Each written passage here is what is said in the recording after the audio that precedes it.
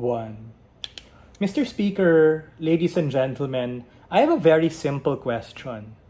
If this was as nuanced and as targeted and as benevolent as the previous speaker claims, then what's the harm with calling them by their name, right?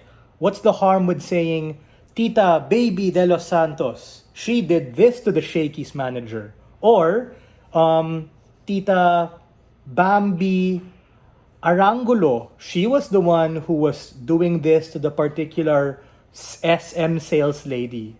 The problem with hodgepodging it and making it this collective Karen is that it blurs the line between intention and what really happens.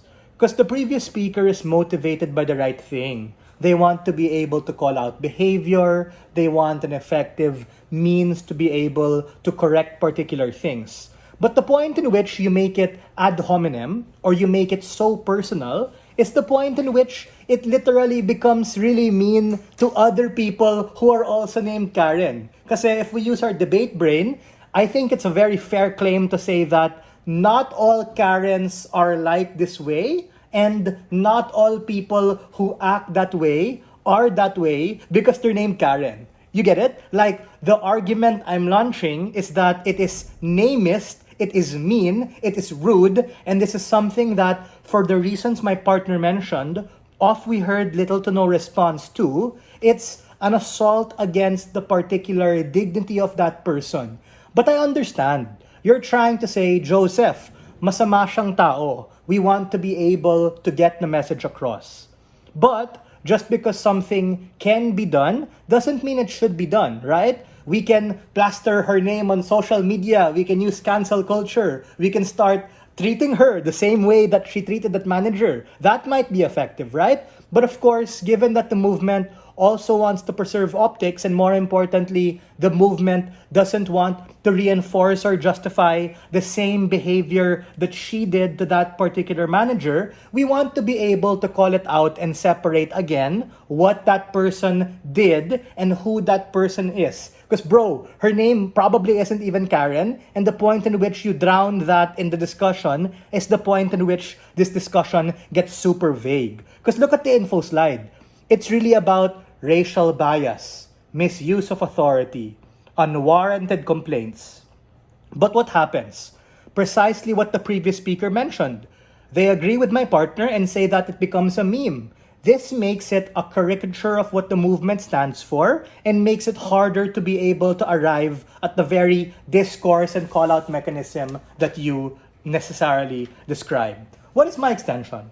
My extension is how exactly it makes it less proximate and blurs the line of these particular issues, which is a direct response to the case of the previous speaker. Responses will be integrated. First thing, previous speaker says that this particular call-out mechanism is effective. Just because it may be effective, which my partner said it's not, we don't think it's particularly effective because it muddles the discussion in ad hominem. People are gonna be like, wait, you're saying the person who was rude to the Shakey's guy, their name was Karen? Ay, hindi, yung pangalan niya, Bambi Arambulo. Ah, pero sino si Karen? Huh? What? So alam mo yun, very Pinoy or very average person on social media, you start making these assumptions and it becomes so engrossed in the virality of the story about that particular name or about that particular phenomena that you aren't really truly able to even call out that very person for what they did. The second thing here is that they assert that this is something that's justified against the spirit of inequality.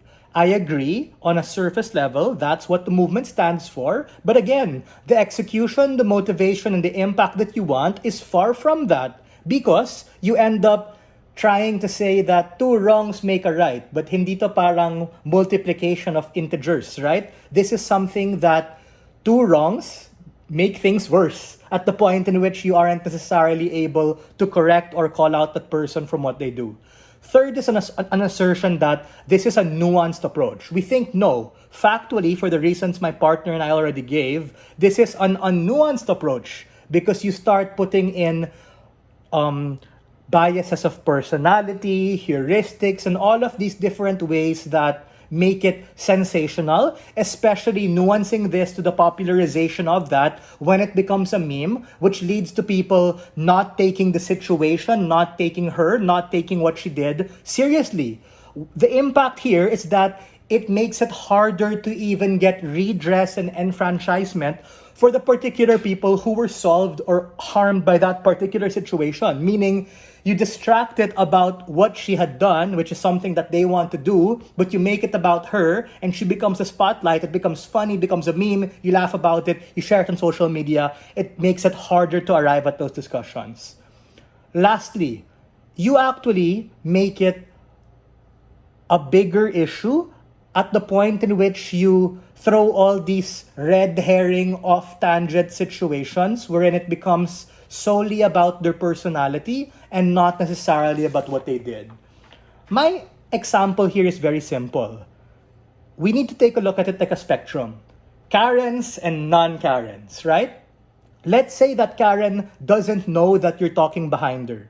That's kind of mean, bro, because it's not a way for the movement to be able to call out the behavior. But if she does know, it might even justify her lashing out because you're harassing her, unjust vexation, you're being mean. The ad hominem thing she did to the other person, you're doing to her, and that doesn't necessarily give good optics to the movement. How does it affect the non-Karens? This is very interesting.